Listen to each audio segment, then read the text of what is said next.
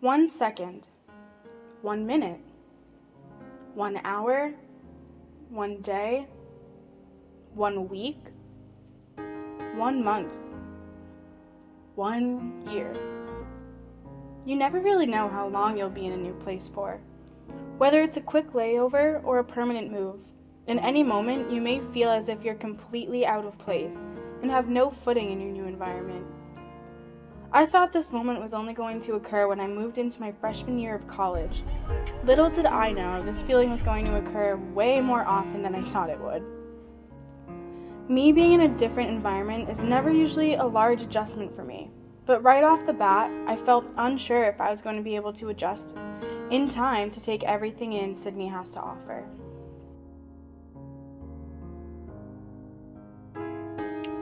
The first couple of times I began to feel really out of my element happened to be when I was at restaurants or fast food service areas. Super weird, I know, but the biggest struggle for me was understanding the employee's accent while also trying to dissect the terms they were using.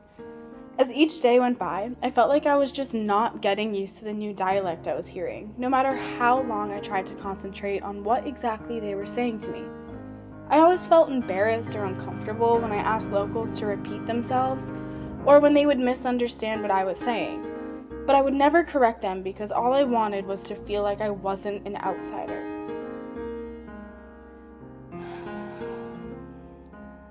I began avoiding every opportunity I could where I would have to speak to a local.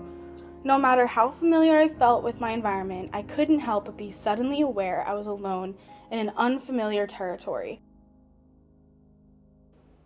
When some of my friends in this program noticed I would beg them to order for me, they asked me what was happening. They would always say, "Dom, why can't you do it for yourself? Are you too scared?" and let out a little bit of a laugh. I didn't want to tell them because I felt stupid, and for whatever they would treat me differently than my friends back home would. But thankfully, that wasn't the case. I explained my struggles, and as I hung out with them and became more comfortable around them, I realized I wasn't alone. Other people felt awkward talking to locals too sometimes, especially because of the accent difference. The more I talked to them about their experiences, it became more obvious that it's okay to struggle with things like this and feel out of your comfort zone. It's a part of being abroad. You can't experience a new place without feeling a little bit of culture shock, and that was exactly what was happening. It reminded me there's probably things locals don't understand about my culture that they may be uncomfortable asking me about or have trouble understanding. While it seems insignificant, it's tremendously important for me to remember other people are in the same boat as I am. I felt confident that the cultural values and dimensions we were learning about in class didn't pertain to me since I didn't visibly see any differences. But a collectivist mentality and weak uncertainty avoidance very much fueled my self-confidence to rise back up after it plummeted during my moments of uncertainty.